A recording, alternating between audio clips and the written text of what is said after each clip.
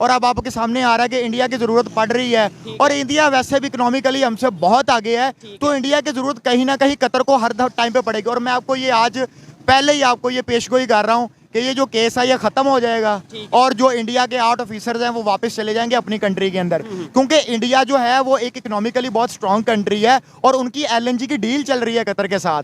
India के जो army के ऑफिसर्स हैं उनमें से कितनों के बच्चे हैं जो कि बाहर फॉरेन एजुकेशन हासिल कर रहे हैं, उनके पास इतने पैसे ही नहीं होते कि वो फॉरेन। कितने जो से उनके ऑफिसर्स हैं जिनके बाहर जजीरे हैं या बाहर जजीरे हैं। जनरल कियानी का यार $3 अरब का वो क्या कहते हैं जजीरा है, तो हमारे पास हम $3 अरब की ट्रेंच लेने के लिए IMF के मत्थे मारते फिरते हैं, यार हमें $3 अरब की ट्रेंच दे दो। हमारा कोई वहाँ पे केस बन जाता है या हमें जेलों में डाल देते हैं या इवन हमें मर्डर भी कर देते हैं, हमारा मुल्क हमारे पीछे नहीं खड़ा होता।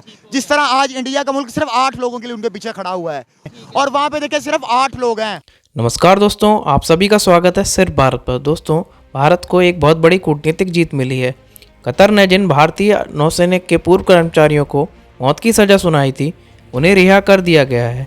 ये सभी कर्मचारी जासूसी के आरोप में जेल में बंद थे। इससे पहले कतर ने भारत के अनुरोध पर उनकी फांसी की सज़ा को उम्र कैद की सज़ा में बदला था, लेकिन भारतीय कूटनीति के कारण अब कतर को भारतीय नौसैनिकों को छोड़ना पड़ा है। विदेश मंत्रालय ने कतर के इस कदम का स्वागत करा है। आइए जानते हैं इस पर पाकिस्तानी और पाकिस्तानी मीडिया भारत की कूटनीति को लेकर किस तरह की रिएक्शन दे रही है।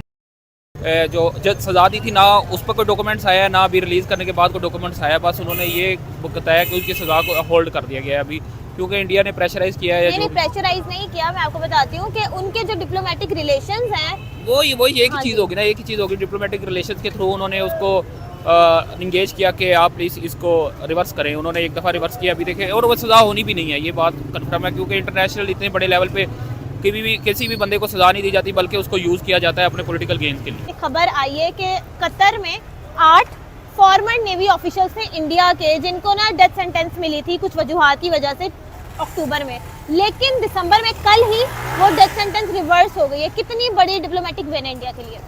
तो ये इंडिया के लिए एक बड़ी विन विन सिचुएशन है माशाल्लाह कि अपना उन्होंने एक मतलब बैक किया इतना अपने डिप्लोमेट्स को और उन्होंने उसको आज़ादी दिलवाई। हालांकि वो कतर में भी बीइंग मुस्लिम अगर देखा जाए तो हमारे लिहाज से वो बड़ा अच्छा एक स्टेप था कि अगर इस तरह की कोई आपको दरअंदाजी होती है आपके मुल्क में तो डेफिनेटली उसको सेंटेंस मिलना चाहिए। डेथ सेंटेंस दिया या जो भी उनकी अदालत के साथ था, लेकिन इंडिया के प्रैक्टिस वगैरह देखें तो डेफिनेटली एक अच्छी उनकी स्ट्रेटेजी है। इस टाइम मेरी फिगर गलत हो सकती है, 10,000 से ज्यादा लोग सऊदी अरब की जेलों के अंदर पाकिस्तानी बैठे पाकिस्तानी मौजूद हैं और हमने उनके लिए क्या किया, दूसरे नंबर पे उनके सिर्फ 8 लोग उन्होंने जो है उनके फॉरेन मिनिस्टर की मैं लास्ट कुछ दिन पहले जो है वो देख रहा था प्रेस कॉन्फ्रेंस, उन्होंने कहा मैं पर्सनली इस केस को लेके चलूंगा, मतलब मैं अपनी पूरी गहरी नजर रखूंगा और इस केस को मैं खुद लेके चलूंगा।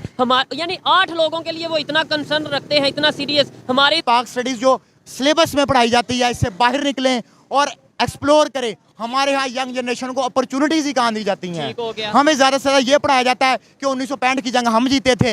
यार देखिए, मैं तो समझता हूँ पाकिस्तान और इंडिया जो है ना वो एक 2 भाई हैं जो कि 75 साल पहले जो थे वो अलहदा हो गए थे।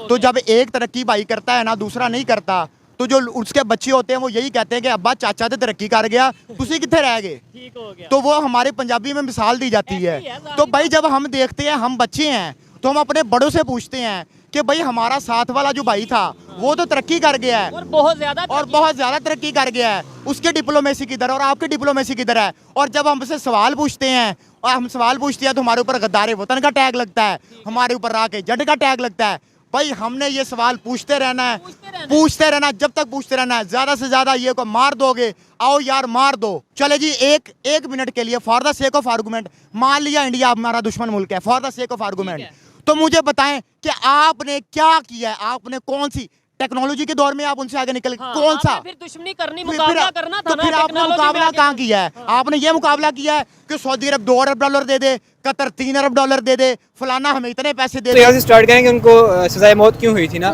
कि वो इसराइल के लिए स्पाई कर रहे थे। अच्छा? बिल्कुल, इस पे ये कंट्रोवर्सी थी और इन पे ये एलिगेशंस थी। यहाँ से जरा देखिएगा कि अमेरिका जो है वो चाहता है इंडिया को अपना फ्रंट फुट बनाना चाइना की खातिर, चाइना के लिए तैयार करना चाहता है। तो अगर Against इंडिया को China. कहीं पर भी मसला आता है तो वो इनडायरेक्टली अमेरिका से प्रेशराइज करवा के या फिर उस सिफारिश से कतर से अपनी बातें मनवाता है। और कोई भी कंट्री आज दुनिया के अंदर प्रैक्टिकलिटी से मावरा होकर प्रिंसिपल्स पे नहीं चल रही। जो डिप्लोमेटिक रिलेशन है वो स्ट्रॉन्ग है। अगर पाकिस्तान का मसला ये है हमारे पास पैसे है नहीं, हम हमारे से मांगते फिर रहे हैं, तो इस वजह से हमारे डिप्लोमेटिक रिलेशन है वो भी कमज़ोर हैं। आई थिंक बहुत बड़ा डिप्लोमेटिक विन है कि एक इस्लामिक कंट्री में उनको डेथ सेंटेंस मिल गया और उनको रिवर्स करवाना।